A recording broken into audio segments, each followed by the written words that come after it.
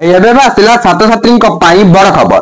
ବର୍ତ୍ତମାନ ଯାହା ବି କିଛି ନୂଆ ସୂଚନା ମିଳିଛି ତାହା ସମସ୍ତେ ଜାଣି ରଖିବା ଜରୁରୀ। ତେବେ ଚାଲନ୍ତୁ ଆଉ ଡେରି ନ କରି ଫଟାଫଟ ଅପଡେଟ ଜାଣିବା। ହେଲେ ତା ପୂର୍ବରୁ ଭିଡିଓକୁ ଲାଇକ୍ କରି ଚ୍ୟାନେଲକୁ ସବସ୍କ୍ରାଇବ କରି ଘଣ୍ଟି ଚିହ୍ନକୁ ଦବାଇ ଅଲ୍ ରେ କ୍ଲିକ୍ କରି ରଖିବାକୁ ଜମାରେ ବି ଭୁଲନ୍ତୁ ନାହିଁ, କାହିଁକି ନା ଯାହା ବି କିଛି ନୂଆ ନୂଆ ଅପଡେଟ ଆସୁଛି ଏହି ଚ୍ୟାନେଲ ମାଧ୍ୟମରେ ସର୍ବପ୍ରଥମେ ଦେଖିବାକୁ ପାଇଯିବେ। ଚାଲନ୍ତୁ ଆଉ ଡେରି ନ କରି ସମ୍ପୂର୍ଣ୍ଣ ଅପଡେଟ ଉପରେ ନଜର ପକେଇବା। ରାଜ୍ୟରେ ସ୍କୁଲ ଓ ଗଣଶିକ୍ଷା ବିଭାଗ ସିବିଏସ୍ଇ ଢାଞ୍ଚାକୁ ଅନୁକରଣ କରିଥିବା ବେଳେ ଡିଜିଟାଲ ବ୍ୟବସ୍ଥାକୁ ଗୁରୁତ୍ୱ ଦେଇଛି। ପରୀକ୍ଷା ପରିଚାଳନା ଏବଂ ଫଳ ପ୍ରକାଶରେ ଡିଜିଟାଇଜେସନ ବ୍ୟବସ୍ଥା କାର୍ଯ୍ୟକାରୀ କରିବାକୁ ବିଭାଗ ପକ୍ଷରୁ ନିଷ୍ପତ୍ତି ହୋଇଛି।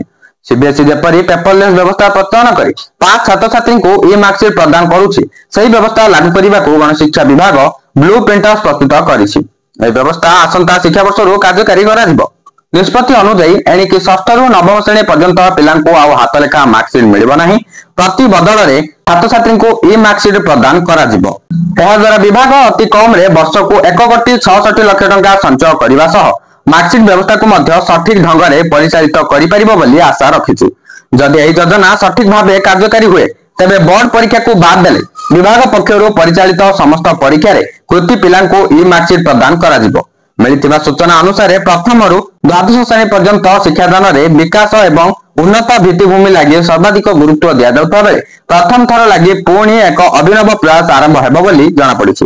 ଷଷ୍ଠରୁ ନବମ ଶ୍ରେଣୀ ପର୍ଯ୍ୟନ୍ତ ଛାତ୍ରଛାତ୍ରୀଙ୍କୁ ବାର୍ଷିକ ପରୀକ୍ଷାର ମାର୍କସିଟ୍ ପୂର୍ବଭଳି ପ୍ରୋଗ୍ରେସ ରିପୋର୍ଟ ମାଧ୍ୟମରେ ନ ଦେଇ ଇ ମାର୍କସିଟ୍ ମାଧ୍ୟମରେ ଦେବାକୁ ଯୋଜନା କରାଯାଇଛି।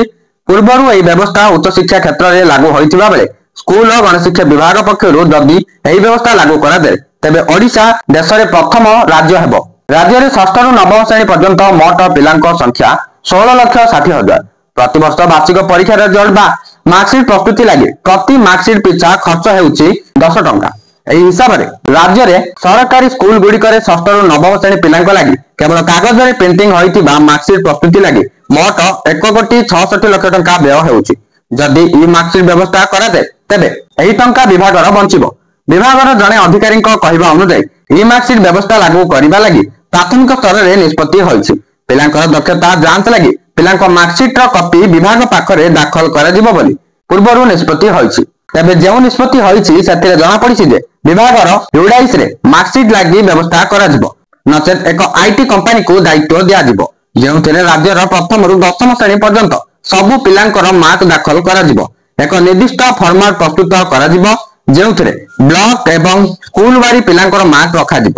ବିଭାଗ ପକ୍ଷରୁ ଏକ କୋଡ ନମ୍ବର ମିଳିବ। ସେହି କୋଡ ନମ୍ବରରେ ସ୍କୁଲର ନାମ ଏବଂ ପିଲାଙ୍କ ରୋଲ ନମ୍ବର ଏବଂ ଜନ୍ମ ତାରିଖ ଦେଲେ ଇ ମାର୍କସିଟ୍ ଦେଖି ହେବ। ଆବଶ୍ୟକ ସ୍ଥଳେ ପିଲାମାନେ ମଧ୍ୟ ସେହି ମାର୍କସିଟ୍ଟିକୁ ଡାଉନଲୋଡ କରିପାରିବେ। ତେବେ ସେହି ବ୍ୟବସ୍ଥାରେ ପ୍ରତି ପିଲାଙ୍କ ମାର୍କସିଟ୍ ସର୍ବାଧିକ 5 ବର୍ଷ ପର୍ଯ୍ୟନ୍ତ ୱେବସାଇଟରେ ରହିବ। ପରେ ପର୍ଯ୍ୟାୟକ୍ରମେ ଅଟୋ ଡିଲିଟ ବ୍ୟବସ୍ଥାରେ ସେ ସବୁ ଡିଲିଟ ହୋଇଯିବ। ପ୍ରତିବର୍ଷ ପିଲାଙ୍କ ମାର୍କସିଟ୍ ନିର୍ଦ୍ଧାରିତ ସମୟ ମଧ୍ୟରେ ସ୍କୁଲ କର୍ତ୍ତୃପକ୍ଷ ଦାଖଲ କରିବାକୁ ନିର୍ଦ୍ଦେଶ ଦିଆଯିବ। ସେହିପରି ଏକାଦଶ ବା ଯୁକ୍ତ 2 ପ୍ରଥମ ବର୍ଷର ପରୀକ୍ଷା ରେଜଲ୍ଟ ମଧ୍ୟ ଇ ମାର୍କସିଟ୍ ମାଧ୍ୟମରେ ପ୍ରଦାନ କରାଯିବ। ବର୍ତ୍ତମାନ ଯାହା ବି କିଛି ନୂଆ ସୂଚନା ମିଳିଥିଲା ମୁଁ ଆପଣମାନଙ୍କୁ ଜଣାଇ ସାରିଲି। ଭିଡିଓଟାକୁ ସେୟାର କରି ସମସ୍ତଙ୍କ ପାଖରେ ଅପଡେଟଟି ପହଞ୍ଚେଇ ଦିଅନ୍ତୁ।